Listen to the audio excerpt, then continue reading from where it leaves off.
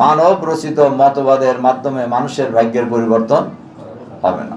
এদেশের দামাল সন্তানেরা দল মত জাতি বর্ণ ধর্ম নির্বিশেষে সবাই স্বাধীনতা সংগ্রামে ঝাঁপিয়ে পড়েছিল। আজ পর্যন্ত সেই স্বাধীনতার স্বপ্নসাৎ বাংলাদেশের মানুষের ঘরে ঘরে পৌঁছে দেওয়া সম্ভব হয় নাই।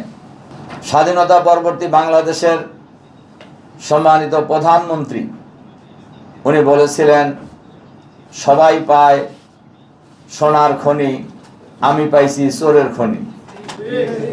7.5 কোটি বাঙালির জন্য 8 কোটি কম্বল আনলাম, আমার কম্বলটি কোথায়? তার মানে উনি নিজের কম্বলও পান নাই আর কি, মানে ভাগেরটা আর কি। তার মানে চুরি তখন থেকেই শুরু হয়েছে, দুর্নীতি তখন থেকেই শুরু হয়েছে, ভোট ডাকাতি তখন থেকেই শুরু হয়েছে, খুন খারাপি তখন থেকেই শুরু হয়েছে, এবং ওরা আজও বন্ধ হয় নাই। স্বাধীনতা পরবর্তী বাংলাদেশে কয়টি দল দেশ শাসন করেছে? 3টি দল।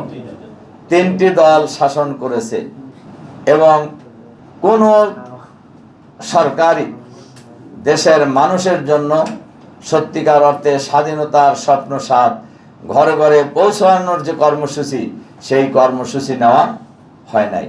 এ কারণেই মানুষের ভাগ্যেরও পরিবর্তন হয় নাই।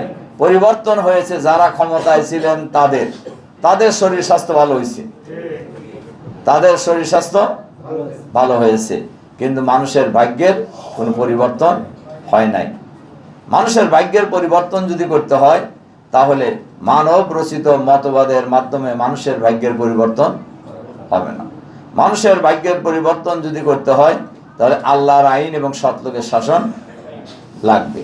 মানুষের ভাগ্যের পরিবর্তন যদি করতে হয়, তাহলে চাঁদাবাজি বন্ধ করতে হবে, দুর্নীতি বন্ধ করতে হবে, দখলবাজি বন্ধ করতে হবে, খুনাখুনি বন্ধ করতে হবে।